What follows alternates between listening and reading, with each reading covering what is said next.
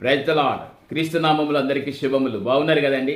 ఈరోజు మొదటి సమూయేలు మొదటి అధ్యాయము 10వ వచనం ప్రకారంగా హన్నా యొక్క ప్రార్థన బహు దుఃఖక్రాంతురాలై యెహోవా సన్నిధికి వచ్చి ప్రార్థన చేయగా ఆమె ఎంత ట్రాన్స్పరెంట్గా అడిగిందనంటే, నాకు మగపిల్లవాన్నే ఇయ్యమని అడిగింది. నా ప్రియ సహోదరి సహోదరుల, ఈ ప్రార్థనలో ఎంత శక్తివంతం ఉందో చూడండి.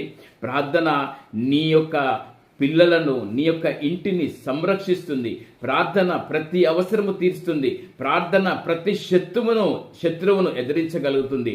ప్రార్థన దేవుని యొక్క కృప, కరుణ నీ ఇంటి మీద, నీ పిల్లల మీద ఉంటుంది. నా ప్రియ సహోదరి సహోదరుల, నువ్వు ఉపవాసం ఉండి ప్రార్థన చేసినట్టయితే, నీవు దేవుని సన్నిధిలో నీ యొక్క హృదయాన్ని కుమ్మరించినట్టయితే, నువ్వు ఏదైతే అడుగుతాడో అది ఇవ్వడానికి సంసిద్ధంగా ఉన్న నా ప్రియ సహోదరి సహోదరుడ.